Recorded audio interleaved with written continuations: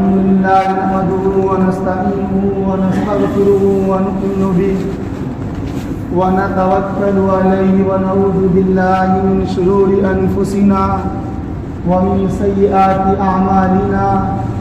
من يهده الله فلا مضل له ومن يضلل فلا هادي له ونشهد أن لا إله إلا الله وحده لا شريك له ونشهد أن سيدنا ونبينا ومولانا محمدا عبده ورسوله أما بعد فقد قال الله تبارك وتعالى ثم جعلناك على شريعة من الأمر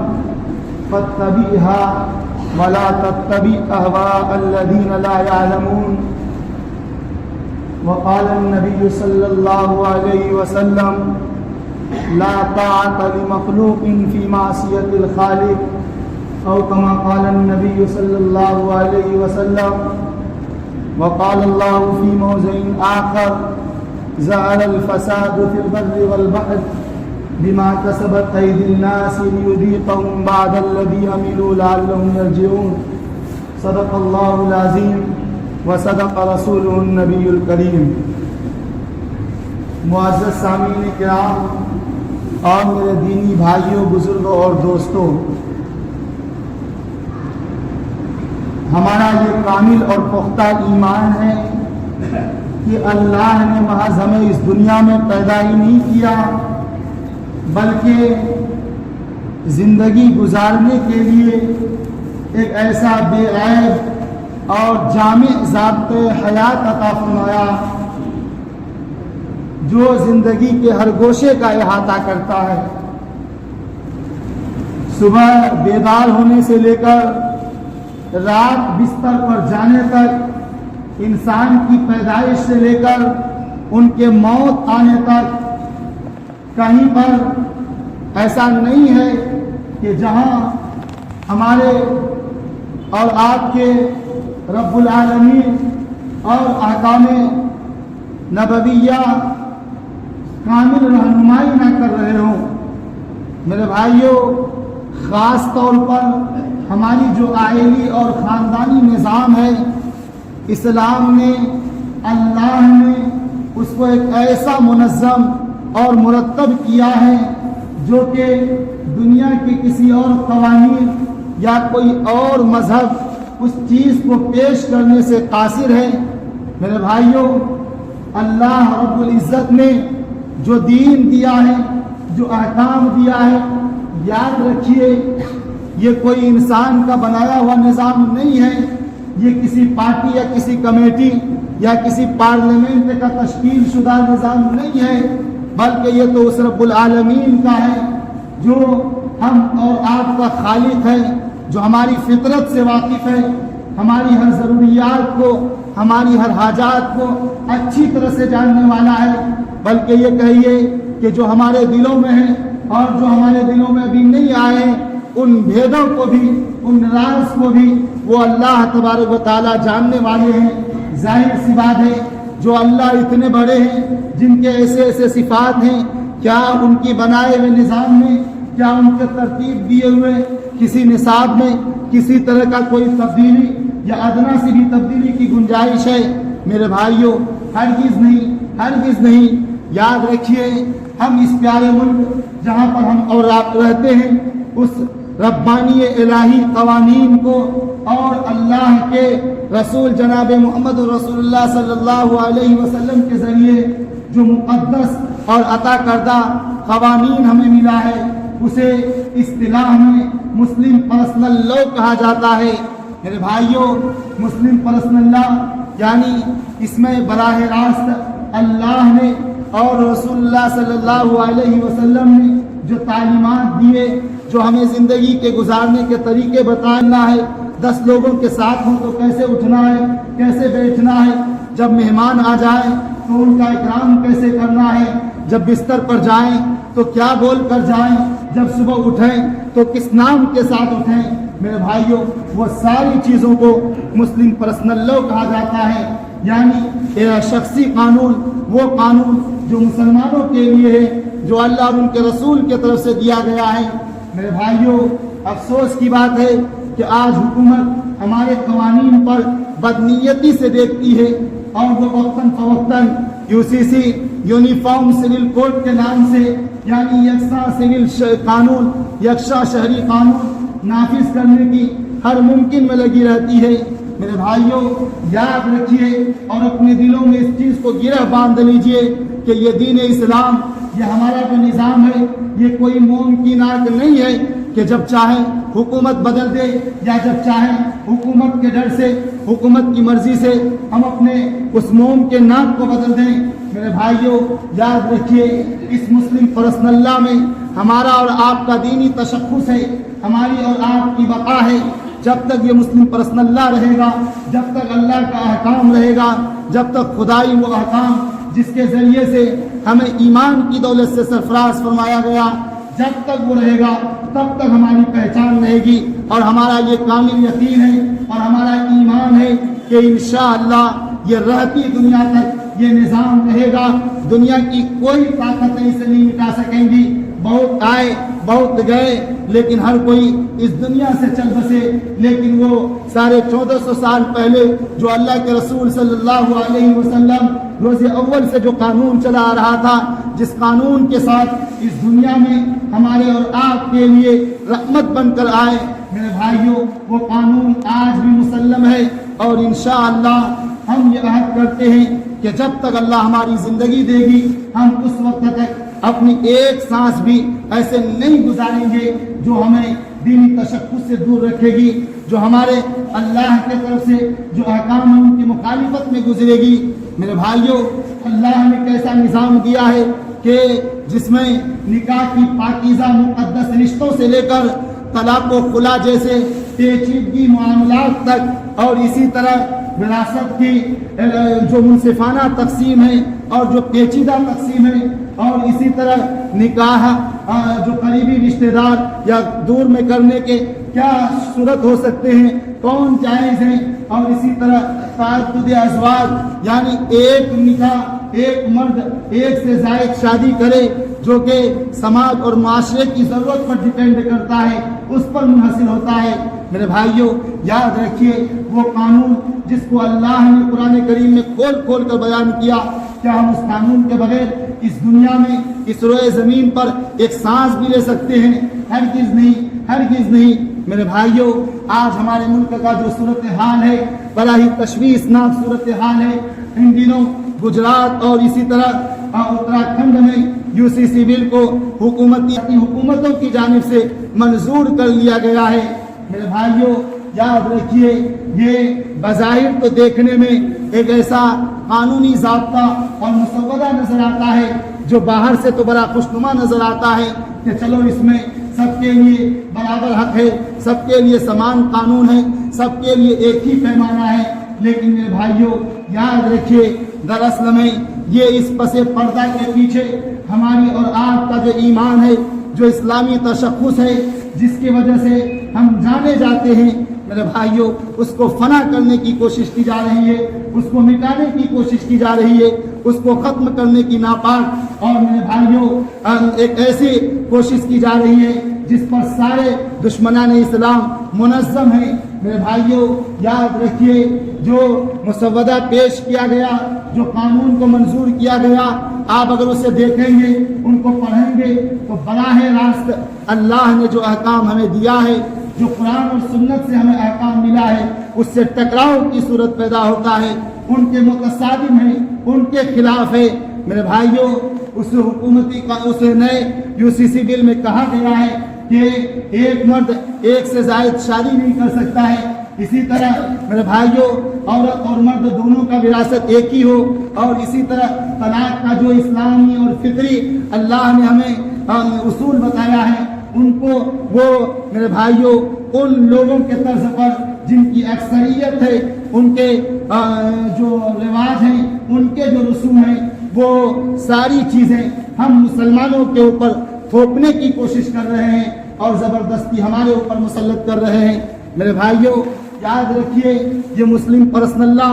جب تک ہم ہیں تب تک انشاءاللہ رہے گا، اور قیامت تک یہ اللہ نے جو قانون اور جو دین اسلام دیا ہے وہ باقی رہے گا، اس لیے کہ اللہ خود قرآن میں کہتا ہے جاء الحق وزهق الباطل ان الباطل كان زهوقا، کہ یاد رکھو دین اسلام آ چکا ہے، حق آ چکا ہے اور باطل اب جانے ہی والا ہے، ملیا میٹ ہی ہونے والا ہے۔ میرے بھائیوں، تاریخ کے اوراق پلٹیے اور دیکھیے کہ کیسے کیسے دشمنان اسلام آئے اور مسلمانوں پر اور ہندوستان ہمارے اوپر کون کون سے ظلم نہ کیے، لیکن میرے بھائیوں آج وہ ختم ہو گئے۔ لیکن ہم دینی حمیت کے ساتھ ہمارا ایمان، بلکہ پورے دنیا عالم میں اسلام کی رونق، اسلام کی دولت پھیل چکی ہے۔ میرے بھائیوں، یہی وجہ ہے کہ دشمنان اسلام ان کو بدنیتی کی نگاہوں سے دیکھتے ہیں، اور وہ دراصل میں اکثریتی جو طبقے ہیں،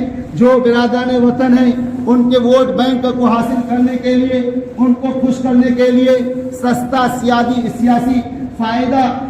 اپنے آپ کو پہنچانے کے لیے وہ اس طرح کی حرکتیں کر رہے ہیں۔ میرے بھائیوں، میں آپ کو بتاتا چلوں کہ حکومت سے جب یہ بات پوچھی جاتی ہے کہ آپ کیوں اس بل کو لا رہے ہیں، آپ کیوں اس قانون کے پیچھے پڑے ہوئے ہیں، تو وہ کہتی ہے کہ یہ دستور اور آئین کہتا ہے، ہمارا سنویدھان کہتا ہے۔ میرے بھائیوں، یاد رکھیے سنویدھان یہ ہمارے جو سنویدھان کے تیسرا حصہ ہے، آئین کا حصہ سوم میں یہ بات لازمی اور بنیادی طور پر کہا گیا ہے کہ ہر انسان کو، اس ملک میں بسنے والے کو اپنی مذہبی آزادی کی مکمل آزادی ہوگی، مکمل اختیار ہوگی۔ وہ جس مذہب کو اختیار کرے، وہ جس قانون جو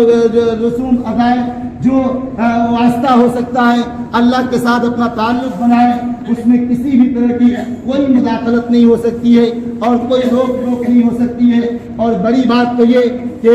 قانون ساز اسمبلی جنہوں نے اس وقت میرے بھائیوں اس سنویدھان کو، اس دستور آئین کو کتاب کی شکل میں منظم کر رہا تھا، ان میں سے ایک نام معمار آئین بھیم راؤ امبیڈکر نے کہا تھا کہ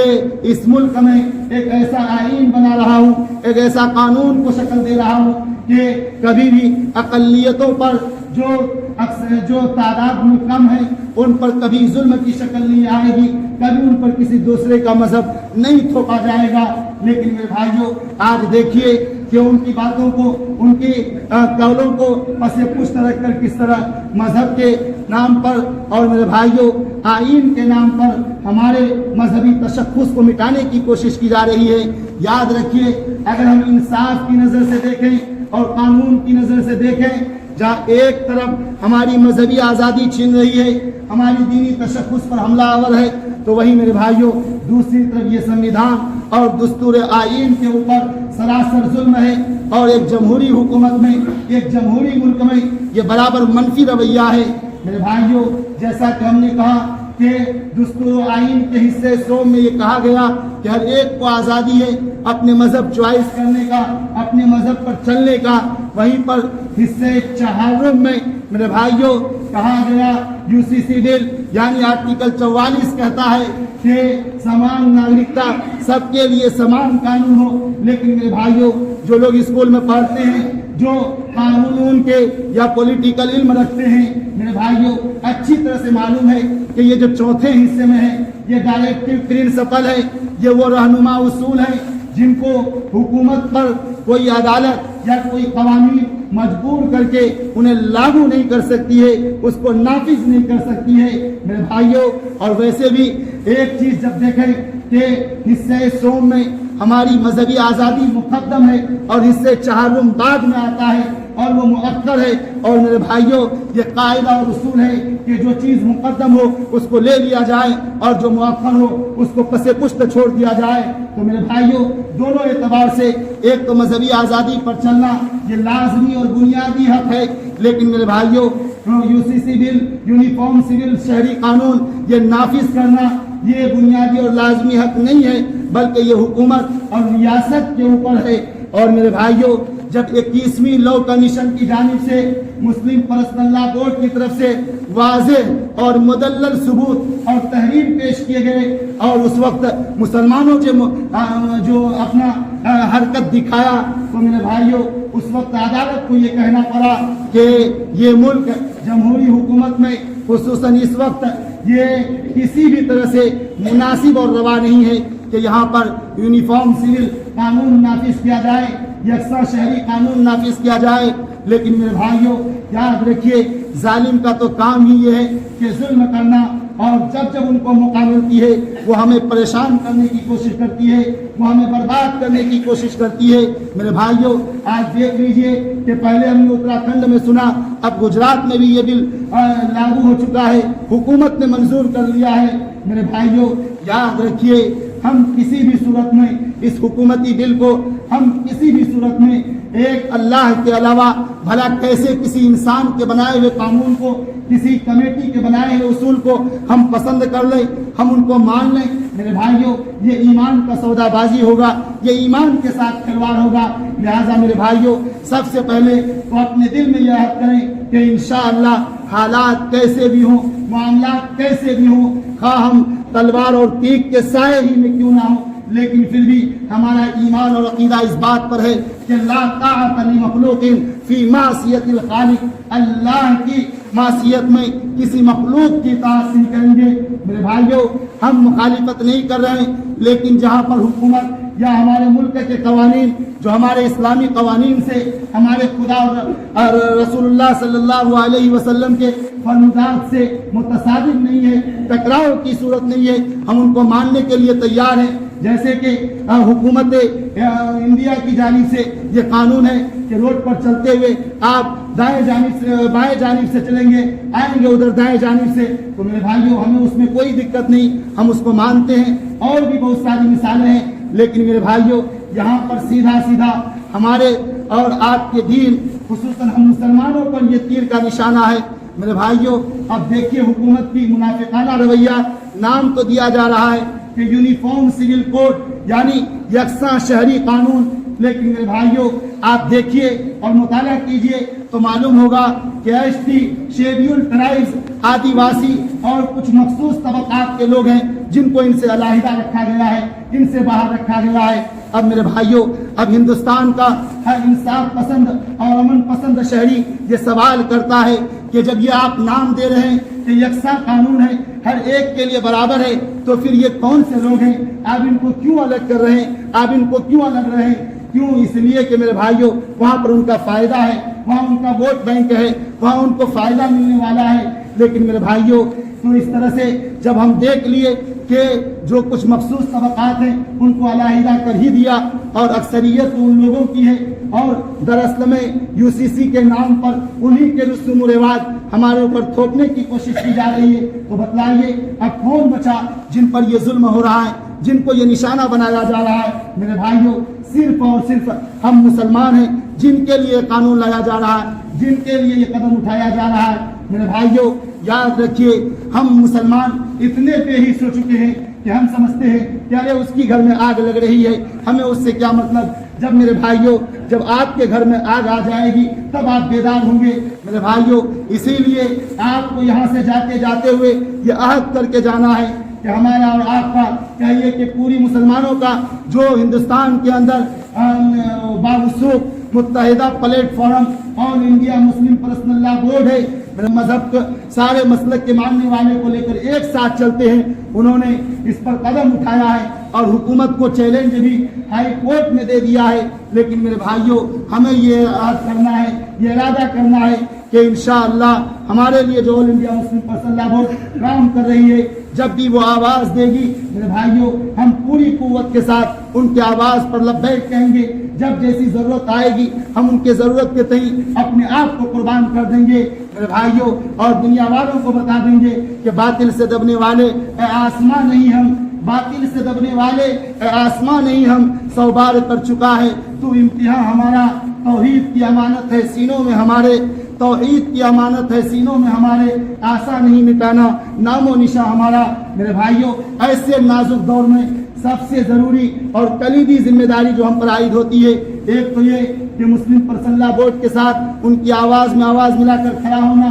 اور ساتھ ہی ساتھ اپنے دل سے، اپنے ایمان سے، اپنے یقین سے اس قانون کو ریجیکٹ کیجئے اور اپنے دل میں یاد کریں کہ ظلم کے آندھی چل سکتی ہے، ہمارے سر گردن سے جدا ہو سکتے ہیں، لیکن میرے بھائیوں ہم اس قانون کو ماننے کے لیے تیار نہیں ہیں. اور دوسری چیز جو سب سے اہم اور ذمہ داری والی چیز ہے، قرآن کی آیت کہتی ہے ظہر الفساد فی البر والبحر بما کسبت ایدی الناس. اے مسلمانوں، یہ جو خشکیوں سمندر میں یہ جو تمہارے حالات ہیں، یہ جو مصائب ہیں، یہ جو پریشانیاں ہیں، یہ ہمارے ہی کرتوت ہیں، یہ تمہارے ہی نام اعمال ہیں جس کی وجہ سے اللہ تمہیں یہ مزہ چکھا رہے ہیں. تو میرے بھائیوں ہمیں اپنے آپ کو ایک سچا مسلمان بننا ہے. جس طرح صحابہ کو تعلیم دیا گیا تھا، جس طرح اسلام کی عملی شکل پیش کی گئی تھی، اس کو اپنے اندر پیدا کرنا ہے. اور میرے بھائیوں اس کی سب سے پہلی سیڑھی توحید، اپنے عقیدے کو درست کرنے کے بعد مسجد کے دروازے کو کھٹکھٹانا ہے. مسجد میں آ کر میرے بھائیوں